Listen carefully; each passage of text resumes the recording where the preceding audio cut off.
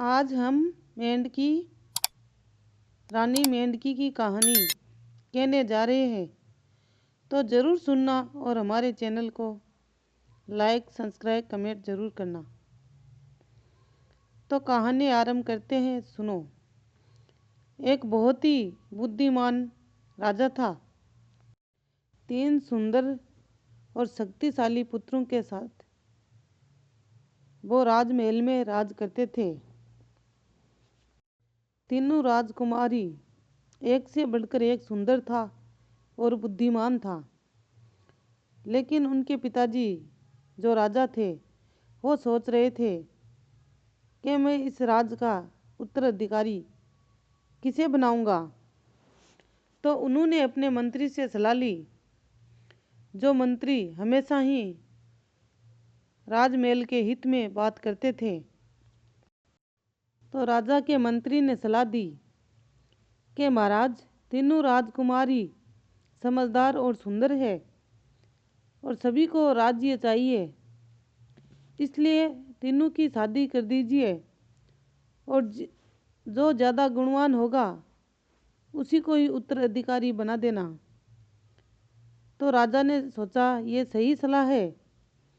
राजा ने मान ली और तीनों राजकुमारों को बुलाया और शादी का बोला तुम तीनों दिशा में बाण छोड़ने हैं। जो जिस दिशा में बाण छोड़ेगा उस दिशा की राजकुमारी लेकर आएंगे और पूरे गांव में कहला दिया कि यहाँ राजकुमार तीर छोड़ेगा, उसी जिस तरफ तीर छोड़ेंगे उसी से तरफ से राजकुमारी लेकर आएंगे। तब सारे गांव वाले इकट्ठे हो गए। तीनों राजकुमार अपने अपने धनुष लिए तैयार थे। तीनों ने धनुष चलाए, बाण छोड़े। एक ने उत्तर दिशा में छोड़ा, एक ने पूर्व दिशा में छोड़ा। लेकिन जब छोटे की बारी आई तो उसका हाथ हिल गया और तीर सरोवर में जाके गिर गया। तो राजा ने कहा अपने सैनिकों से कि जाओ देख के आओ, तीर कहाँ कहाँ गिरे हैं, कौन सी दिशा में गिरे हैं। जिस दिशा में गिरे हैं उस दिशा के राजा से बात करो, हमारे राजकुमारों की शादी करवानी है उनकी कन्याओं से। तब सैनिकों ने जाकर देखा तो 2 तीर तो 2 राज्यों में गिरे थे, लेकिन एक तीर जो मेंढकी के मुंह में गिरा था सरोवर में जाकर आकर राजा को बताया। तो राजा ने सोचा कि जैसे मैंने बात की है वैसे ही शादी करूंगा, लेकिन क्या करूं, अब छोटे पुत्र की तो मेंढकी से शादी करवानी होगी। पहले के लोग अपनी बात से मुकरते नहीं थे, इसलिए दोनों राजकुमारों की शादी राजकुमारियों से करवा दी और छोटे राजकुमार की शादी मेंढकी से करवा दी। तो छोटा राजकुमार उदास रहने लगा मेंढकी से शादी करके। लेकिन पहले के लोग जो माता पिता शादी तय कर देते थे वही करते थे, मना नहीं करते थे, चाहे वो राजा का लड़का ही क्यों ना हो। इसलिए राजकुमार ने कुछ नहीं कहा और मेंढकी से शादी कर ली। तो दोनों बड़े भाई राजकुमार और उनकी रानियां छोटे राजकुमार का मजाक उड़ाते थे और उसे देखकर हंसते थे। एक दिन राजा ने सोचा कि क्यों ना यहाँ तीनों बहुओं से खीर बनाई जाए, जो अच्छी खीर बनाएगी वही सबसे अच्छी बहू होगी। तब सारे गांव वालों को भी बुलाया, बोला आज आप सबको पता चल जाएगा मेरी अच्छी बहू कौन सी है। तो वो दोनों तो बड़ी खुश हुई, लेकिन जो छोटा राजकुमार था वो बड़ा उदास हो गया और जाके अपने कक्ष में बैठ गया। तब मेंढकी बोली कि आप उदास क्यों हो। तब राजा को राजकुमार को आश्चर्य हुआ कि मेंढकी भी बोल सकती है। तो राजकुमार ने कहा, क्या तुम भी बोल सकती हो? तो मेंढकी ने कहा, हाँ बोल सकती हूँ, क्या बात है? तब राजकुमार ने कहा, मेरे पिताजी ने कल खीर बनवाई है तीनों बहुओं से, लेकिन तुम कैसे खीर बनाओगी? वो दोनों तो बना लेगी। तब मेंढकी ने कहा, आप सो जाइए, चिंता मत करिए, मैं भी खीर बना ही लूँगी, बस मेरे कक्ष में सारा सामान रख दिया जाए। तब तीनों की अलग अलग रसोइयों में अलग अलग सामान रख दिया गया। तब राजकुमार को नींद आ जाती है तो मेंढकी दरवाजे के नीचे से निकल के सरोवर के पास जाती है और जाके 3 बार ताली बजाती है तो वो एक सुंदर राजकुमारी हो जाती है। बहुत सुंदर रूप होता है उसका। फिर वो अपनी सहेलियाँ थी जो मेंढकियाँ तालाब के अंदर, उन्हें भी आवाज़ देती है तो सारी मेंढकियाँ बाहर निकल कर आ जाती है और सभी सुंदर सुंदर लड़कियाँ बन जाती है। तो सब एक दूसरे से बातें करती है, सुख दुख की हंसी मजाक करती है और फिर सारी मेंढकियाँ उस मेंढकी रानी के साथ आ जाती है और वहाँ सारी मेंढकी बन के ही आती है, दरवाजे के नीचे से घुस जाती है। सुबह जल्दी ही सारी लग गई खीर बनाने में, सुबह तक खीर बना के रख दी और वो मेंढकियाँ अपने तालाब में चली गई और रानी मेंढकी रह गई। तब राजा ने कहा, बड़ी बहू की खीर लेके आओ।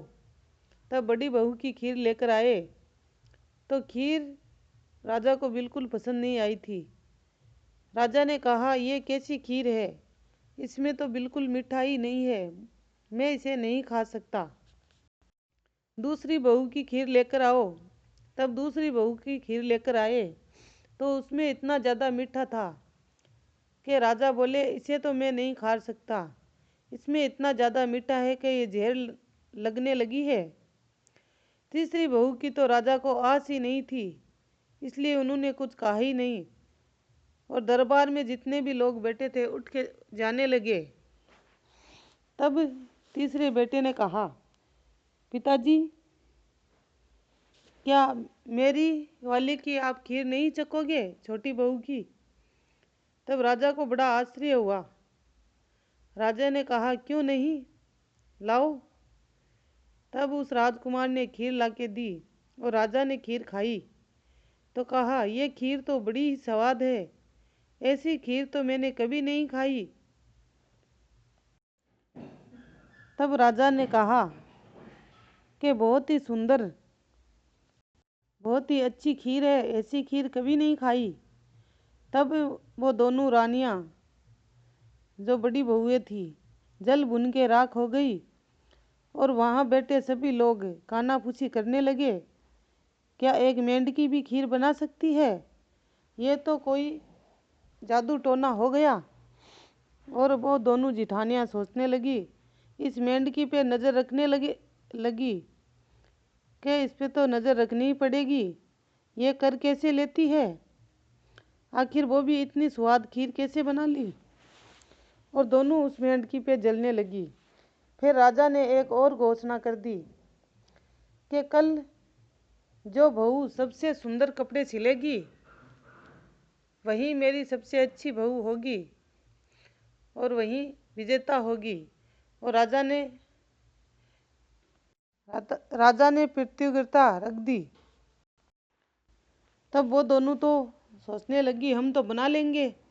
और दोनों लड़कों राजकुमारों ने जाके बोल दिया अपनी पत्नियों को। लेकिन छोटा राजकुमार फिर से उदास हो गया और जाके अपने कक्ष में उदास उदास बैठ गया। तब मेंढकी रानी आकर बोली, क्या बात है जी, आप उदास क्यों हो रहे हो? तब उसने राजकुमार ने सारी बात बता दी कि कल कपड़े सिलने हैं, सुबह तक तैयार करके देने हैं। अब वो दोनों तो सिल लेगी, लेकिन तुम्हारा क्या होगा? तब मेंढकी ने कहा, चिंता मत करो, सब कर लूँगी, जैसे खीर बनाई थी वैसे कपड़े भी सिल लूँगी। तब थोड़ा सा वो प्रसन्न हुआ तो कहा, ठीक है, सुबह तक कर दोगी ना? बोले, हाँ कर दूँगी, चिंता मत करो, बस सामान रख दो सारा। तो राजकुमार ने कहा, ठीक है। तो मेंढकी ने जैसे ही राजकुमार को नींद आई, मेंढकी अपने सरोवर के पास जाती है, 3 बार ताली बजाती है और एक सुंदर सी राजकुमारी बन जाती है। और फिर आवाज़ देती है, आओ ये सखियों सुख दुख की बातें करें। तब उसके अंदर से 7 मेंढकियाँ आती है, एक दूसरे के गले लगती है, रोती है, हंसती है और सब बातें करती है। तब मेंढकी रानी और उसकी 7 मेंढकियाँ सहेलियाँ दरवाजे के नीचे से अंदर आ जाती है और कपड़े सिल देती है, रेशमी अच्छे कपड़े। और सुबह तक कपड़े तैयार हो जाते हैं और वो 7 मेंढकियाँ दरवाजे के नीचे से वापस चली जाती है। सुबह जब राजकुमार उठता है और जब उसे याद आता है कि आज तो पिताश्री को कपड़े भेंट करने हैं और उसी को राजकुमार बनाएंगे जो उनको अच्छे, उसकी पत्नी अच्छे कपड़े सिल के देगी। मेंढकी से तो उम्मीद नहीं थी ज़्यादा, इसलिए उदास हो गया। तब मेंढकी ने कहा, स्वामी आप उदास क्यों होते हैं? कपड़े तैयार है, अपने पिताश्री को दे दीजिए, जाइए। जब राज दरबार समय पे लगा और तीनों पुत्र राजा के आके बैठ गए। पहले बड़े ने कपड़े भेंट किए तो जगह जगह से कट लगे हुए थे, राजा को पसंद नहीं आए तो उन्होंने वो कपड़े नौकरों को दे दिए। फिर दूसरी बहू के कपड़े भेंट किए, वही कपड़े राजा को पसंद नहीं आए। फिर छोटे राजकुमार ने कपड़े दिए तो राजा को वो कपड़े पसंद आए। तो राजा ने कहा, ये कपड़े पहनने लायक है, इन्हें त्योहार पर पहने जा सकते हैं, मुझे तो यही कपड़े पसंद आए हैं, मैं तो अपना राजकुमार छोटे लड़के को ही बनाऊंगा। तब बड़े दोनों लड़के बोलते हैं, रुकिए पिताश्री, आप जल्दी मत करिए, एक बार और परख लीजिए, इस बार जो भी आप कुछ भी देंगे उसमें जीतेगा वही राजगद्दी पर बैठेगा। तब राजा ने कहा, ठीक है। तब राजा ने कहा, चलो एक बार और परख लेते हैं, कल जो सबसे सुंदर गीत गाएगी या गाना गाएगी बहू, उसे ही, उसके पति को ही राज मिलेगा, उसे ही राजा घोषित कर दिया जाएगा।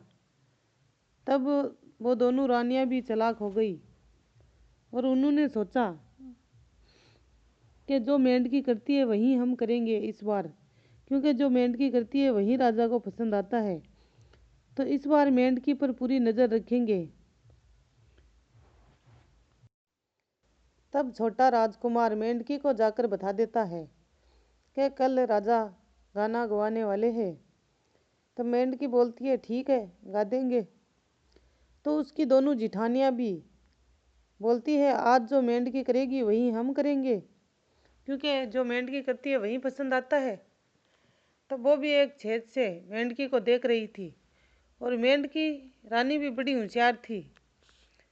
वो भी समझ गई कि मेरी दोनों जिठानियाँ मेरे पर नज़र रख रही है। और राजकुमार भी सोने का बहाना कर रहा था, वो भी मेंढकी का राज जानना चाहता था, आखिर ये कर कैसे लेती है सब। तब मेंढकी ने क्या किया कि एकदम ठंडा पानी पी लिया और पी के सो गई। तो जेठानियों ने कहा, इसने तो कुछ नहीं किया, ये तो ठंडा पानी पी के सो गई। तब दूसरी जेठानी ने कहा, चलो आज जो मेंढकी ने किया है वही करेंगे, हम भी ठंडा पानी पी के सो जाते हैं। तब दोनों ने ढेर सारा ठंडा पानी पी के सो गई। तब मेंढकी ने सोचा कि खतरा टल गया है, इसलिए मेंढकी खड़ी हुई और दरवाजे के नीचे से चली गई। राजकुमार भी सोया नहीं था, उसे भी पता करना था आखिर मेंढकी का राज क्या है। वो भी मेंढकी के पीछे पीछे चल दिया। मेंढकी सरोवर के पास चली गई, जाके वहीं सब किया जो रोज करती थी। आओ ये सखियों, बाहर आओ। तब सब एक सुंदर, मेंढकी भी सुंदर रानी बन गई और जो 7 मेंढकियाँ आई थी वो भी सुंदर सुंदर रानियाँ। तब राजकुमार ने सब देख लिया और उसे आश्चर्य हुआ, उसके मुंह से चीख निकल गई ये सब देख के। तब मेंढकी ने कहा, आपको ये सब नहीं देखना चाहिए था, खैर आपने देख ही लिया तो मैं आपको बताती हूँ ये क्या राज है। तब राजकुमार ने कहा, तुम तो बड़ी ही सुंदर हो, लेकिन ऐसा क्यों, तुम रात को ही यहाँ क्यों आई और इतनी सुंदर कैसे दिख रही हो? आखिर क्या बात है? तब मेंढकी ने कहा, मैं आपको सब बता देती हूँ। तब वो बोलती है, मैं एक सुंदर राजकुमारी थी और ये सारी मेरी सखियाँ थी। हम एक दिन इसी सरोवर में नहा रही थी और पानी एक दूसरे पर डाल रही थी। लेकिन यहाँ एक ऋषि मुनि बैठे थे, तपस्या कर रहे थे।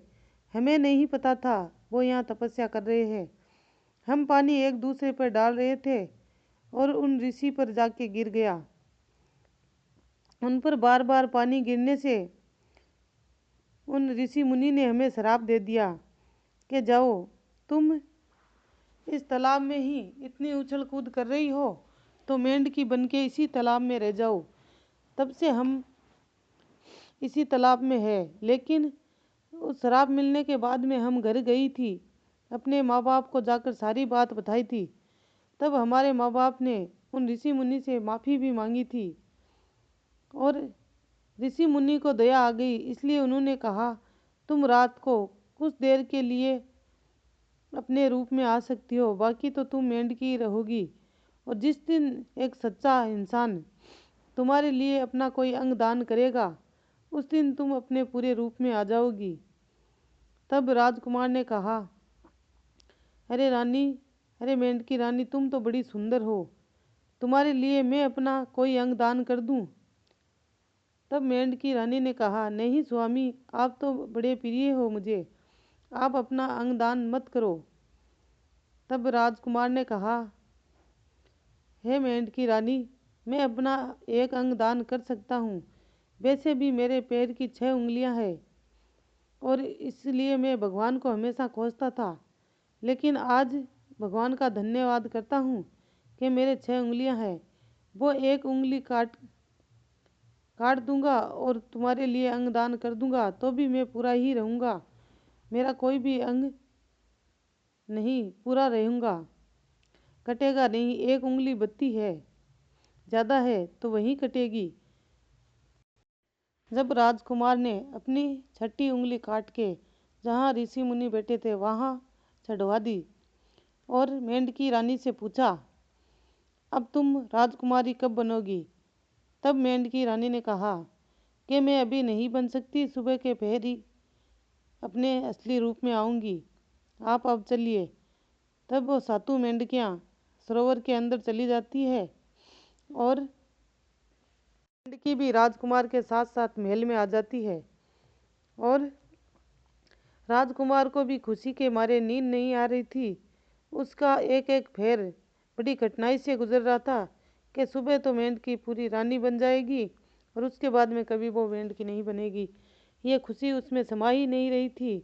बार बार वो टाइम देख रहा था कब सुबह की पैर हो।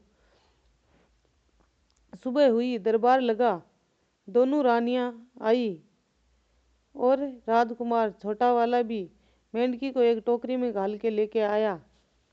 दिन राजकुमार बिल्कुल भी उदास नहीं था, बड़ा खुश था और उसे देख के सब भी आश्चर्यचकित थे कि एक मेंढकी को टोकरी में घाले इतना खुश कैसे हो सकता है।